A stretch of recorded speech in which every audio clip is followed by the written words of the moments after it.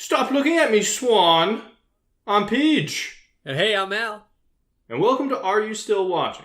Every week on this channel, we're going to review a movie from a popular streaming service, and we rate it, we give it our personal rating, we give it our Rotten Tomatoes, we tell you the budget, the gross, even some trivia, go into deep breakdown of individual scenes, analysis, explanations. So if that sounds like something you like, go ahead and hit subscribe and you can watch along with us.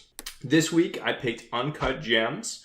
Don't worry if you haven't seen Uncut Gems, because we also have a spoiler-free version on this very channel, so go ahead and click our link there. Al's going to pick a movie at the end of this show, either a movie or a TV show that we're going to review next week, so stick around until the end so you know what to watch for next week. My God! Okay, it's happening! Everybody stay calm! You blew it!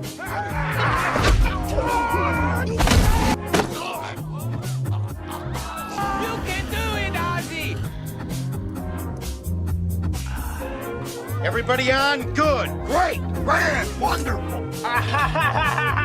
Shut up! Today is a big day, Peach. It's a big day. We officially have 25 subscribers. Don't let it get your head We're out. famous. Hey, have I ever told Rich. you that I have a famous friend? I don't think so. Yes, it's true. He was actually in an Adam Sandler movie.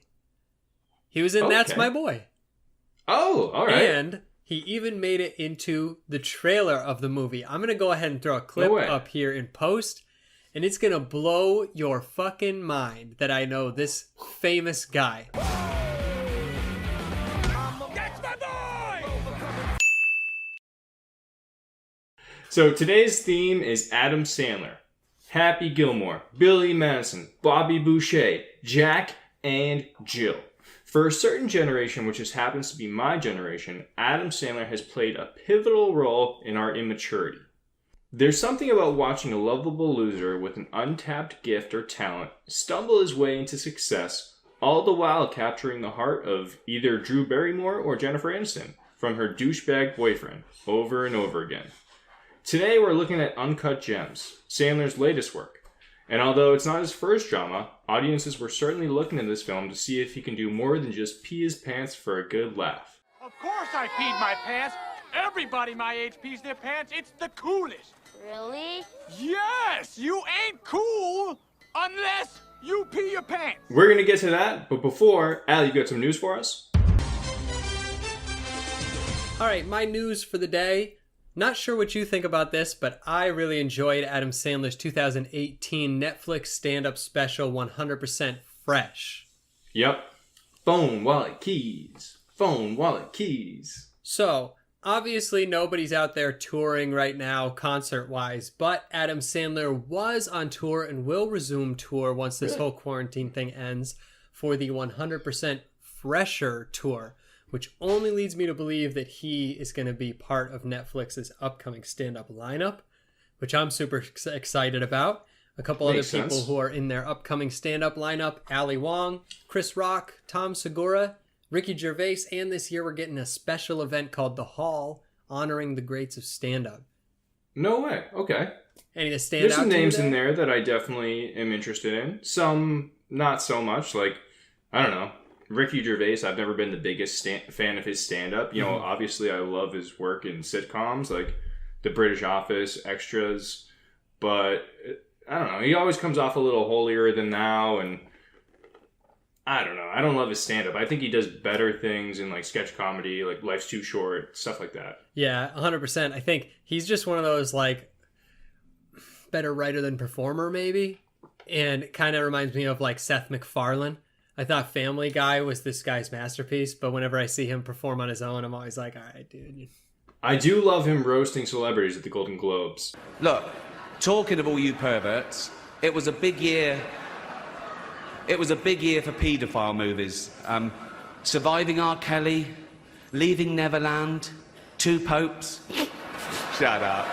Shut up. I don't care. I don't care. I love that. But he usually stays, you know, in his comfort zone. He doesn't go too, you know, preachy in those things. So Well, that's my news for the day. why don't you hit us with the review? Yeah, let's jump into the review. I'm very excited for Uncut Gems. This was my pick of the week, so you know I liked it. Uncut Gems gives us a frantic look into the life of New York City jeweler Howard Ratner. Ratner, played by Adam Sandler, starts the movie right off by being head over heels in debt, and the audience is forced to watch helplessly as Ratner extends his web of debt through a string of maneuvers akin to robbing Peter to pay Paul. All the while juggling his business, his wife and family, and his smoke show girlfriend. It seems Howard's financial problems may resolve themselves when he comes into possession of a precious gem that becomes the factuation point for NBA and Celtics legend Kevin Garnett, who believes the gem is his good luck charm and the key to him dominating the game of basketball. After selling the gem to Garnett and seemingly resolving his financial issues with the no-nonsense debt collectors, Howard then decides to risk it all and gamble the money on a high-risk bet centered around Garnett, who is now in the possession of his good luck charm. The movie resolves itself when Howard wins the long shot bet, becoming an instant millionaire, followed unexpectedly and unceremoniously by being murdered by one of the debt collectors in a fit of rage to end the movie. Al, what did you think? Did you like this movie as much as I did? Yeah, I'm actually glad you recommended this. Here's my super fast review for Uncut Gems. Sandler as Howard Ratner, great casting choice. Listen, Sandler's not like the next De Niro or something, but he's perfect for this role. They picked the right person, and they picked the right NBA star in KG. He did surprisingly well and was not a one-dimensional character. This movie was like a 90-minute anxiety attack.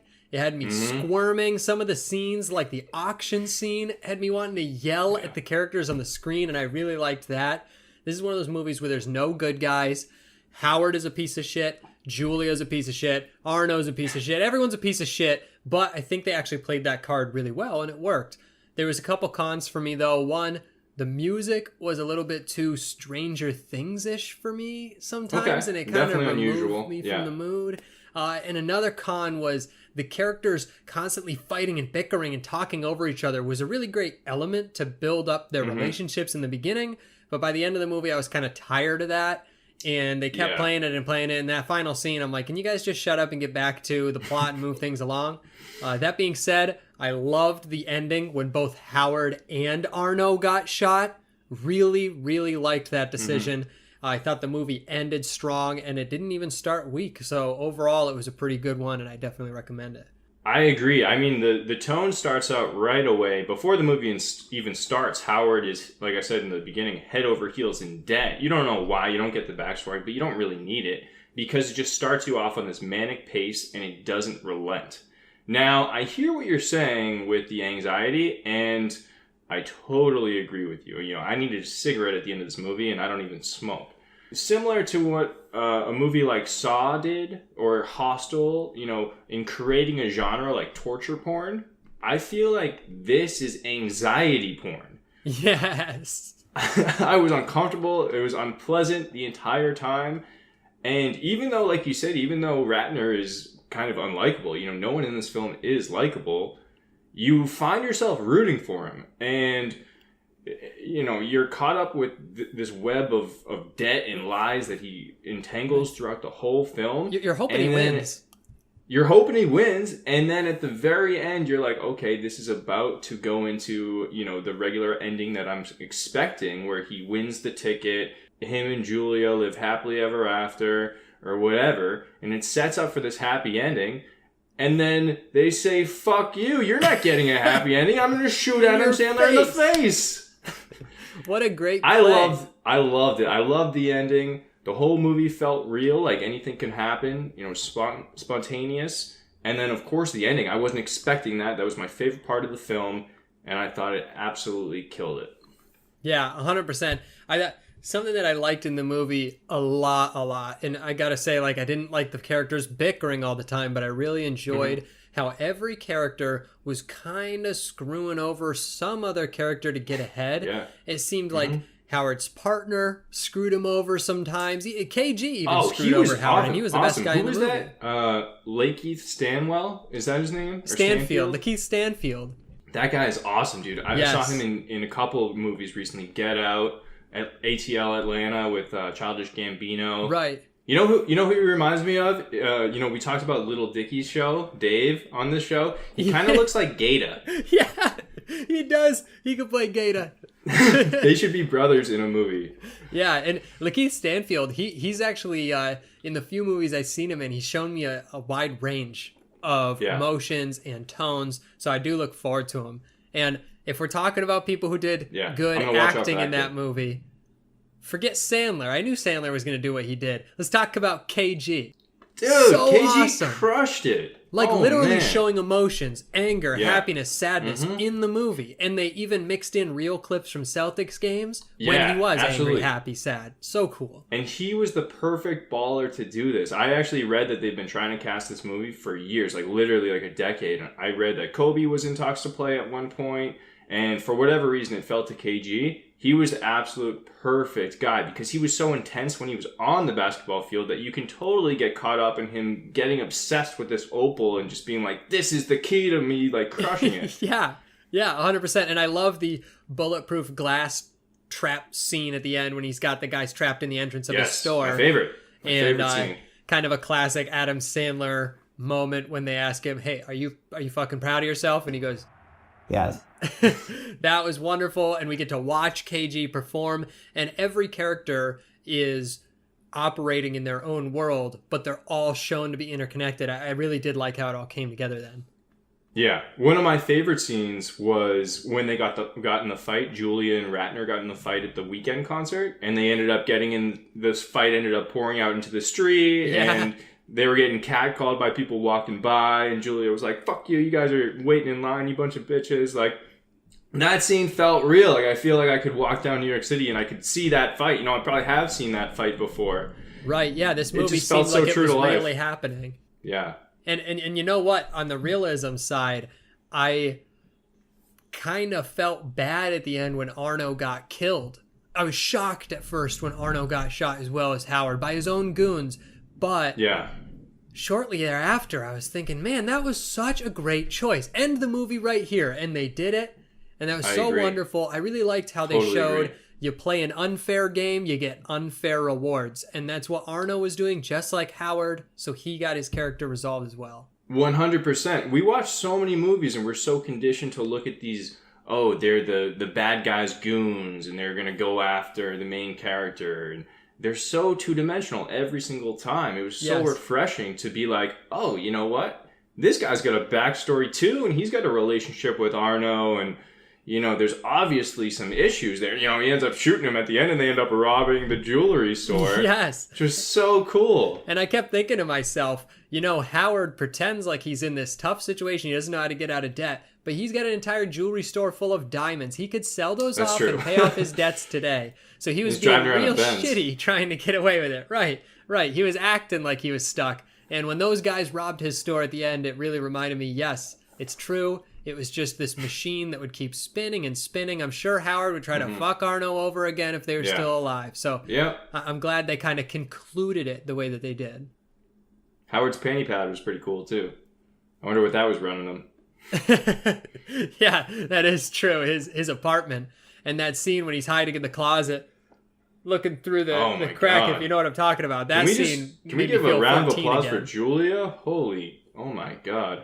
Yeah, that was her first big picture, actually. She's a newcomer, and I thought she did really good acting-wise. Not only talking about the closet scene, but I think we're going to see her a lot more. She was pretty good, and she was very realistic. Oh, yeah, amazing. What would you give it for a grade? Yeah, so this, to me, was one of the best films of 2019. It totally captures the things that I look for in cinema, which is feeling real, feeling authentic, feeling like it's a slice out of life, that anything can happen at any moment. That being said, giving it a high score, 8.9. I feel you on that. I think 2019 was jam-packed with good movies. We've done Parasite, we've done The Lighthouse, and there's a few more that we have to do. And, I don't even have to name them. The top 5 was jam-packed with good movies. I wouldn't even put this movie in my top 5, but it was awesome. I give it the highest B+ I can give at 8.9 as well. Okay, we're on the same page. Absolutely. Yeah, I really liked this movie and would definitely recommend it. Well, it seems like critics were on our side. Pretty much the same thing. 9.2 from the critics on Rotten Tomatoes. And the audience was hit and miss. You either liked it or you didn't. This film got a 52 on Rotten Tomatoes. Oof. Well, Rotten Tomatoes, that doesn't necessarily mean that all the audience members gave it a 5.2. That means that half the audience members liked the movie and half the audience members hated it. And to be honest, before watching this movie, I kind of thought that was what we were going to see. Half my friends said this movie was nothing, it sucked, it's garbage. And half my friends said, oh my God, there's a second coming of Jesus, this movie. Sandler's back, baby. It's neither of those things, but I say it leans on the good side. I don't know why so many people hate this movie. I mean, I think there's going to be a certain percentage of the population that just hate being anxious, and this is not the film for them. One of my good friends, Paul, is going to watch this movie because I told him to, and he's going to have an anxiety attack. I guarantee it. Now, this was another film from A24, who did The Lighthouse. I know that you are a huge fan of Studio A24. Definitely something to look out for in the next coming years, putting out great films. Something I didn't realize was that executive producer on this film, Martin Scorsese. So, how we doing, Martin? There you go. How we doing, Marty? Good to see him recognizing A24. They're like the kings of low-budget movies. Hereditary, The Witch, The Lighthouse, and now Uncut Gems. Yeah, well, maybe Marty flexed a little bit on this one because the budget wasn't that low. It was actually $19 million, and they did well on returning on it. It grossed $50 million worldwide. Oh, there you go. Well, the rule of thumb with movies is you want to double your budget to make back for all the marketing and the extra expenses. So they definitely doubled it. This would be considered a success for A24. Yeah, and I think this movie's going to live on Netflix for a while too. I think it's going to be popular after its theater release, for sure. For sure. Yeah, I could definitely see myself rewatching this movie. And you know what, too? I hope a lot of you have watched this movie before watching our spoiler review, but if you agree with our reviews, if you disagree and you're one of the people who hated this movie, please write it in the comments. We got to get some more comments going on these videos, and we'd love to start some comment fights down below. So if you vehemently hate this movie, please write that, and we will fucking destroy you. If you had an anxiety attack during this movie and you hate us for recommending it, let us know. Talking to you, Paul. You're gonna die, clown! You think that's funny? I don't hear you laughing now! Peach, we have an ad this week. We have a sponsor. Oh, congratulations to us. Yeah, you ready? I'll try my best on the read here. Guys, check this out. Okay. It's actually a sick deal too. So listen to this. For a limited time only at D&D Mattress, Queen mattress sets for $99 and king set for $129. You can check out their website and get an order of these mattresses by searching them up on Google and using the code AYSW. Or you can give a call to Dean Trumbull, the mattress man. Give him a call at 801-370-0466 and he'll hook you up with a nice mattress shipped straight out from the West. You're gonna be happy. You are definitely gonna be happy with that. Check them out. Search them up on Google. Awesome. Well, it's finally time for our Mount Rushmore. I am very excited. I think this is my favorite Mount Rushmore that we've done so far. Me too. As I said at the top of the show, Adam Sandler played a pivotal role in my immaturity in life. And now it's time that I bear the fruit of that by destroying Al with a superior Mount Rushmore. Bring it on. So, I don't think there's going to be too many surprises here because the hits are the hits when it comes to Sandler. Yeah. Now, I'm not going to preface it too much. I'm just going to get straight into the meat. So for my number one Adam Sandler movie, I'm going to go with Happy Gilmore. You're in big trouble, though, pal. I eat pieces of shit like you for breakfast. You eat pieces of shit for breakfast? No. First Adam Sandler movie I saw, I remember where I was when I watched it, changed my life. My number two, I'm going with Billy Madison. Stop looking at me, Swan.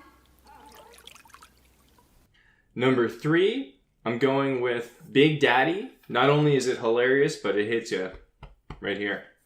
Yeah. And my number four, I'm actually going with Uncut Gems. I thought it was so good. I thought it deserves to be in Sandler's Mount Rushmore. No shit. You know what? I have such a similar Mount Rushmore to you. You can't go wrong with Sandler. I mean, the way I saw it, it's like, what if I only had 4 Sandler movies left and all the others went away from existence forever? Which 4 would I keep? It would be the ones he built his career on, the ones I know him for. Let me guess. Adam Sandler's, Happy Gilmore, Big Daddy, Billy Madison, The Waterboy. You got it! Yeah. Yes. And hey, honorable mentions, if I could give a few on my Rushmore. The Wedding Singer, of course. I think that is one of Adam Sandler's classics. It's just not in my top 4. And when I was a little kid, I loved Little Nicky. I had it on VHS. I'm positive if I watch Little Nicky nowadays, I'm going to think this movie's a piece of shit. Probably, yeah. But that movie was hilarious back in the day when I used to watch it. And that was during Sandler's prime. Well, I have to warn you, I'm getting pretty good at it. Then I guess I can't make you do this. Okay, mercy, you win. I give. Game over. And you know what? If you want to stream Adam Sandler movies, there's not many available on Netflix or Hulu or Prime right now, but Cinemax has quite a few of those. I think Gilmore and Madison are on Cinemax. So if you're looking to try some new service, who the fuck is Cinemax? I don't know, dude. I think they have like 3 customers out there, but they do actually have a lot of good classics. All right, sure. Well, anyways, I do have a couple honorable mentions. My first one is more traditional. I'm going to honorable mention That's My Boy. So I actually liked That's My Boy. It's in my category of movies from Adam Sandler that are fucking awful because it looks like it's going to be so bad, but it's actually not. It's a good movie, and I recommend you watching it. Sandler's not the best part of it. It's actually Andy Samberg is hysterical in it, but it's a good movie. I recommend watching that. No kidding. My other honorable mention is going to be a movie that Sandler wasn't even in, but he was executive producer and all of his friends were, which makes sense. It's Grandma's Boy, which I love and I think is so underrated. I don't think it ever came out in theaters, but it's developed a cult following for sure. Yeah, I mean, Grandma's Boy for sure. And on that note, The Benchwarmers was a big one for me. Was that good? I never saw that. Yeah, The Benchwarmers. That's with Napoleon Dynamite, right? It is, but the star is Rob Schneider. He carries the movie really well, actually. Rob Schneider plays a baseball bat out for redemption. Rob Schneider is a carrot. Rob Schneider is a Wall Street executive with everything going for him. Only problem is, he's about to become a carrot. I'm a carrot. It's 24-karat comedy. Rob Schneider is a carrot. All right, on that note, I think it's time for trivia. Yes. Let's go. I've got some good trivia for you today. Let's see. I hope I can stump you with this. Well, before we get to trivia, make sure to comment below if you have a movie that we missed for the Mount Rushmore, or if you totally disagree with our Mount Rushmore, if you think we need to focus more on Jack and Jill and Click and Grown Ups 2. Let us know in the comments below. That's a really good segue, actually. Here's my trivia. Adam Sandler has acted in or produced over 60 movies. Can you actually fucking believe that? Wow. Despite making over $3.9 billion at the box office, not all Sandler movies are hits. In fact, The Sandman has had over 40 Razzie nominations and 9 wins. Which of the following movies was not nominated for a Razzie Award? Okay. You ready? Big Daddy, Click, Just Go With It, or That's My Boy. Not nominated for a Razzie. I'm going to go with the best one on there, Big Daddy. You are wrong, sir. And I'm going to hit you with the Billy Madison clip now. What you just said is one of the most insanely idiotic things I have ever heard. At no point in your rambling, incoherent response were you even close to anything that could be considered a rational thought. Everyone in this room is now dumber for having listened to it. I award you no points, and may God have mercy on your soul. Okay, a simple wrong would have done just fine, but... Big Daddy was actually nominated for both Worst Actor and Worst Screenplay. It didn't win either, but it was nominated for both those Razzies. Can you believe that? No. Was worst actor? Was it Zach? The Sweet Life of Zach and Cody? No, it was Sandler. Can you That's believe so mean. this?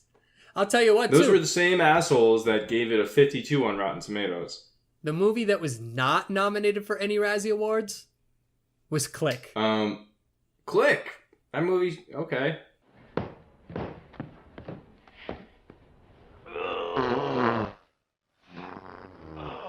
It was Click. Well, Evangeline Lilly's in that movie, and she is... Sandler handpicks them, man. He picks women with big butts for sure. like Tarantino picks women with cute feet. You know, here's a little extra fun fact. This year, Adam Sandler was nominated for the Razzie Redeemer Award for Uncut Gems, which is an award at the Razzies given to somebody who had previously been a constant Razzie winner who came out with a good performance. Maybe that'll redeem him for winning the Razzies for both Worst Actor and Worst Actress in Jack and Jill. Something that I think has hurt Sandman is the fact that he's put out so many questionable films. I think that hurt him this year when it came to award season. You'd notice that Uncut Gems wasn't nominated for a single Oscar, which I think is just sticking it in his face for making comedies for so many years and crude humor, as snobs would call it.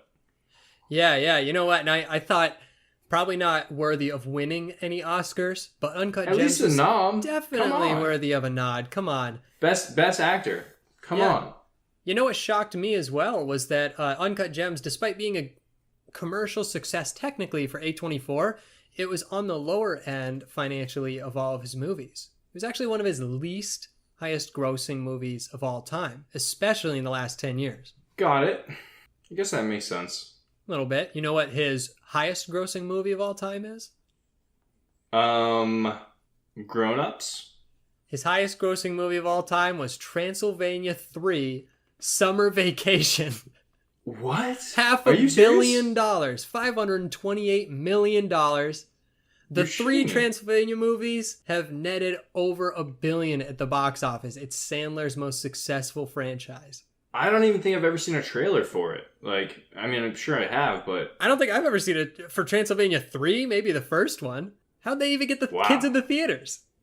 I have no idea. That blows my mind, honestly. Sandler's kids' movies crush it at the box office. I mean, that's as much as Iron Man 1. That's because our generation's having kids, and they're like, well, if I'm going to sit through a dumb kids movie, I might as well see Billy Madison. That's true. Dracula comes out, all the cool kids pee their pants. After my nap, I always watch the Kangaroo song. It's overtime right now, and there's a penalty shot about to take place. This happens like once every 10 years. Kangaroo song, Kangaroo song, Kangaroo song, Kangaroo song! All right, now just like we told you guys at the top of the show, we're going to end the show with giving our recommendations for this week, things that we have seen before that we know that you're going to like, and things that are in our queue that we're watching for the first time. So I'll go first, because Al's going to take us out with the movie that we're going to review next week. But to start, I'm going to give you guys what I'm watching. Mad Men, Season 1. I'm just watching it for the first time on Netflix, and I'm liking it. I'm actually flying through it. I'm towards the end of Season 1. I can't wait for Season 2. Unfortunately, though, I just saw that it's getting removed from Netflix, so what? I'm on the clock here. No. Yeah, and I don't know where it's going. I mean, it's AMC, so I don't think anywhere. So I gotta watch this. Into obscurity? Yeah. You know what? You got time, though, because Mad Men, I thought, was an awesome show, but you really only need the first 2.5 seasons. Well, that's all I'll have time for anyway, so perfect. Enjoy it. As far as something I have seen before that I'm going to recommend, it's The Heartbreak Kid, starring Ben Stiller. It's now streaming on Netflix. I recommend it. It's kind of like an anti-rom-com. Watch it with your significant other. It's light. It's funny. I recommend it. For my recommendation this week, I'm going to bring it back to the top of the episode and recommend a stand-up special I love a lot, 100% Fresh by Adam Sandler. It's still on Netflix. There you go. And if you like the old Adam Sandler... Bone, Wallet, Keys. Bone, Wallet, Keys. That's a great stand-up special. If you don't like the old corny, kiddie Adam Sandler making childish jokes, just skip it. But if you like the old Adam Sandler, you'll love that one. Yeah, it's definitely not your new school comic. Yeah, that's for sure. Speaking of that, for my Q of the week, this week, me and Peach are both going to watch and review next week on the show, so please come back. Jerry Seinfeld, 23 Hours to Kill. What has it been, 20 years since the dude has done a stand-up special? And he's coming back, 1998. dropping us on our heads at the age of like 64 or however old he is. Does Jerry Seinfeld still have it? Did he ever have it? What's the deal with Airplane Peanuts? Find out next week. Check out Jerry Seinfeld, 23 Hours to Kill, streaming on Netflix, and come join us and listen to our thoughts. Write your thoughts in the comments below. We'll fight you about them. And please hit that subscribe button if you enjoyed this show today. We'd love to have you back. Watch more movies. Watch more movies. My God!